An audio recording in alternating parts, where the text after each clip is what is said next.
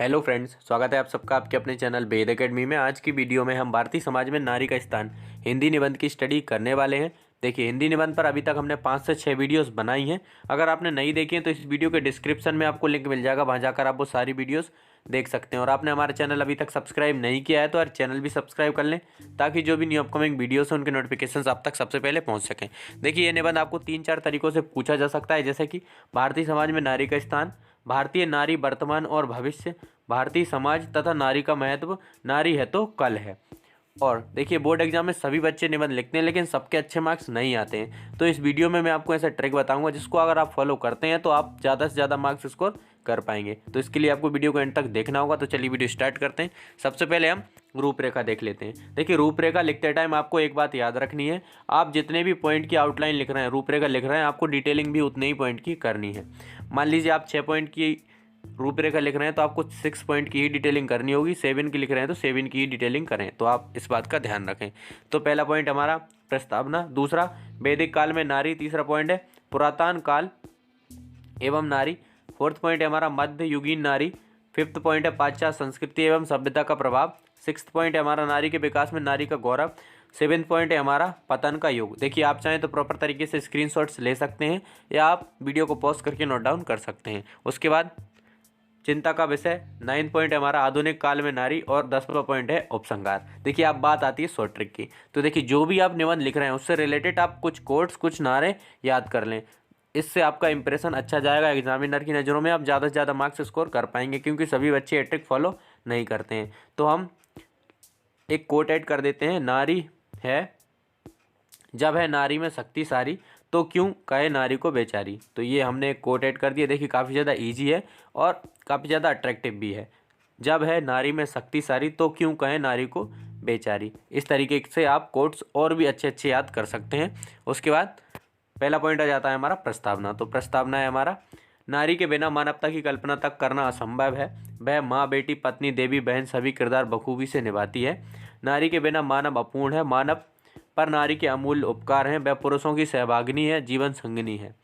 नारी के संदर्भ में शास्त्रों में कहा गया है, यत्र नार्यस्तु पूजन्ते रमन्ते तत्र देवता। उसके बाद हम फिर से एक कोट ऐड कर देते हैं, खूबसूरत है तू जन्म लेती हुई, खूबसूरत है तू जन्म देती हुई। तो ये हमारा प्रस्तावना होगा कि नारी के बिना मानवता की कल्पना तक करना असंभव है।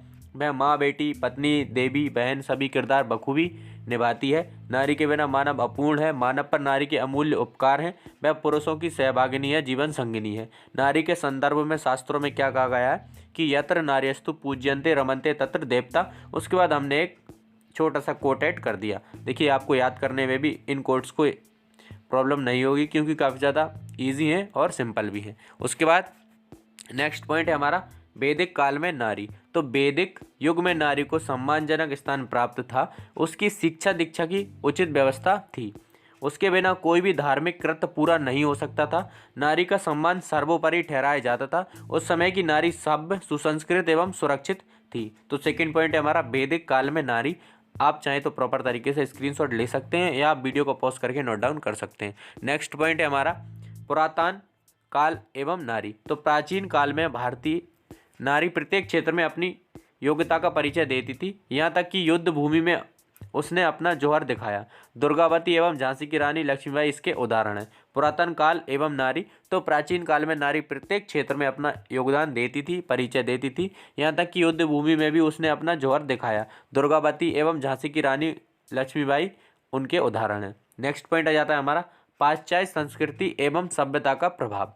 तो वर्तमान काल में नारी पाश्चात्य सभ्यता का अनुसरण करने लगी है। वह सौंदर्य प्रसाधनों का अत्यधिक प्रयोग तथा धन का अपव्यय करने लगी है। पश्चिम की बयार में बहकर वह गृह कार्य एवं बच्चों के पालन पोषण करने के अपने स्वाभाविक उत्तरदायित्व का निर्वाह नहीं कर पा रही है। तो ये आप स्क्रीनशॉट ले लीजिए। उसके बाद करने के अपने स्वाभाविक उत्तरदायित्व का निर्वाह भी ठीक से नहीं कर पा रही है। तो ये पॉइंट हमारा यहाँ पर एंड होगा। उसके बाद हमें कोट ऐड कर देते हैं कि जब माँ जब भी दुआएं मेरे नाम करती है, रास्ते की ठोकरें मुझे सलाम करती है।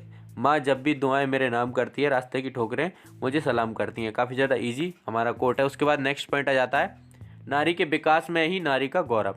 तो नारी के विकास में ही नारी का गौरव समाहित है। गांधी, नेहरू, लाल बहादुर शास्त्री, सरदार पटेल जैसे महान विभूतियों को अपनी कोख से जन्म देकर नारी ने राष्ट्र के निर्माण में महत्वपूर्ण भूमिका अदा की है। तो ये पॉइंट हो गया हमारा, नारी के विकास में ही नारी का गौरव। उसके बाद नेक्स्ट पॉइंट आ जाता है हमारा पतन का युग। तो मुस्लिम काल में नारी के सम्मान को विशेष धक्का लगा। इस युग में नारी को सिर्फ भोग विलास की वस्तु समझा गया, उसे पर्दे में कैद करके रखे जाने लगा, उससे शिक्षा और स्वतंत्रता के अधिकार छीन लिए गए। तो पतन का युग है वह मुस्लिम काल में नारी का स्टार्ट हुआ। इस युग में नारी को सिर्फ भोग विलास की वस्तु समझा जाने लगा और उन्हें पर्दे में रखा जाने लगा। उसके बाद हमारा नेक्स्ट पॉइंट है चिंता का विषय। तो यह बात सत्य है कि आज नारी अपने महत्व को पहचानने में सफल हुई है, लेकिन नारी के शोषण एवं उत्पीड़न की घटनाएं निरंतर बढ़ रही हैं। समाज में पुत्री की अपेक्षा पुत्र को जन्म को अत्यधिक महत्व दिया जाता है। ग्रामीण अंचलों में नारियां अंधविश्वासों एवं कुरीतियों के भ्रमजाल में फंसी हुई हैं। शिक्षा के अभाव में आर्थिक दृष्टि से विपन्न है। अपनी आवश्यकताओं की पूर्ति के लिए वे पूरी तरह से पुरुषों पर निर्भर हैं। तो हमारा नेक्स्ट पॉइंट क्या है, चिंता का विषय।